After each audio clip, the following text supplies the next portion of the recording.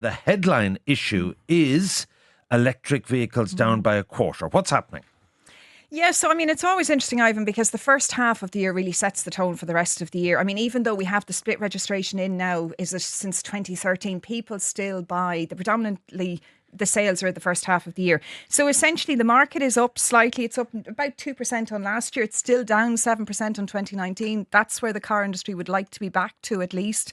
But yeah. It's down what in 2019? About 7%. Significant. Yeah, it's still, they're still trying to because get back. we heard so much that people saved money over COVID and, there's 158 billion of savings out there, household savings and other savings. You'd think they'd be changing their car. Yeah, but I think the thing was you had savings and then you had the cost of living crisis, and the two have played off each other, and people are a bit wary about spending money. And I'd say you'd see that across the board. And it's a big terms ticket of big item. spends. It's not like buying ice cream. Absolutely. Okay, so give me the stats. Yeah, so electric car sales are down 25% in the first half of the year. So essentially we sold, I think it was 10,700. There was about 14,000 sold last year. But in terms of actually market share, I think that's probably the most worrying. So it's only making up 13.6% of the new cars sold now are all electric. This time last year, that figure was about 18.5%. So, I mean, basically what we've seen is sort of, doubling of market share over the past number of years. I suppose there was an expectation it would do it again. It hasn't. They seem to have hit a wall in that sense, electric car sales. In the industry, my understanding is they call it something about a gap between the kind of early adopters, people who are into the environment, into new tech, and then the mainstream. And that this happened with mobile phones and people aren't panicking with it. So what do you attribute this drop to? Yeah, there's a number of things. There is that whole early adopter. That's where the surge in sales came from at the beginning. The mainstream buyer doesn't want the inconvenience of having to charge. They want to cross the country with the same convenience that they can do in petrol and diesel. That can't be replicated unless the public charging infrastructure is there. It's not in places. It's very patchy. That's a big issue. There's a lot of concern around the infrastructure that probably is unwarranted, but it's not there enough to convince would-be buyers. There's also the issue of trade-in values. There's been a lot of volatility around new car prices. Tesla cut their prices, other manufacturers responded. Then we had competition from China. All of this has reduced new car prices. Now, when you bring down new car prices, you bring down the value of second-hand cars. As a result, trade-in values are quite low at the moment on EVs. People are reluctant. There's some dealers reluctant to take them.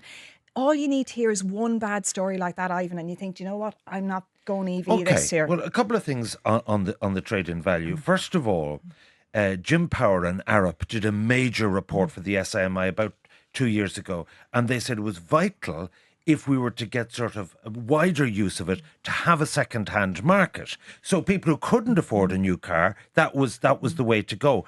It seems to be the opposite effect. And I've two texts here in relation to the trade-in value. Sean from Westport says electric cars are much, much too expensive.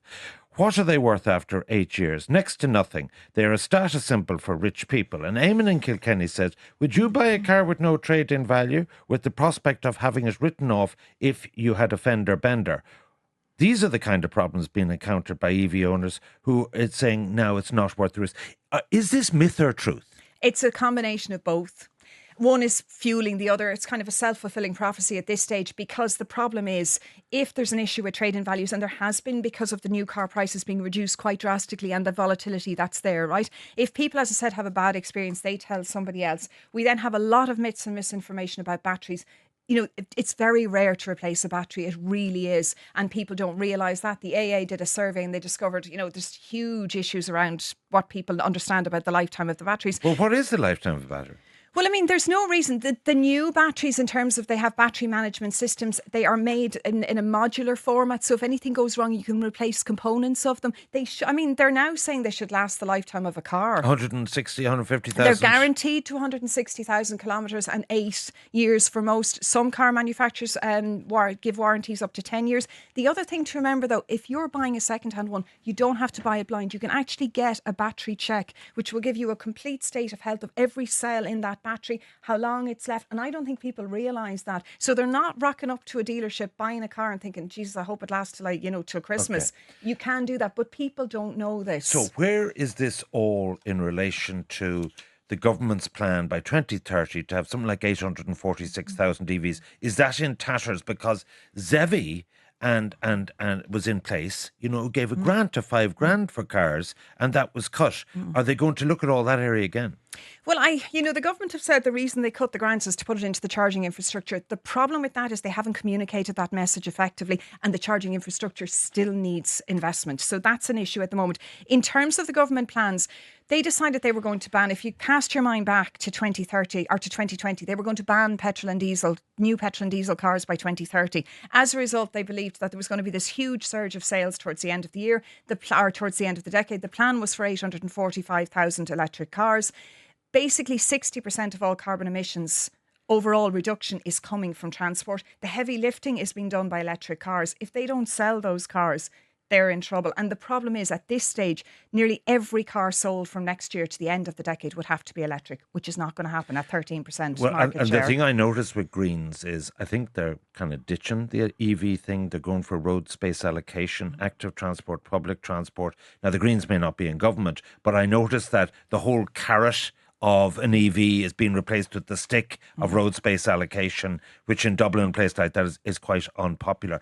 One of the things that I was just wondering about, you would know, is cheap import Chinese. This has happened with solar panels where there's a lot of overproduction, and they might get these BYD cars and dump them on the market at a fraction of the cost. Do you think that'll happen?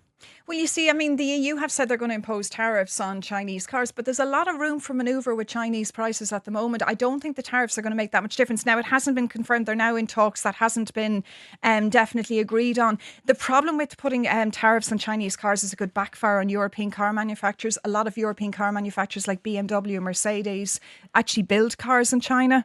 So suddenly then, if you're going to start imposing taxes on cars coming from China, you're going to start taxing your own cars.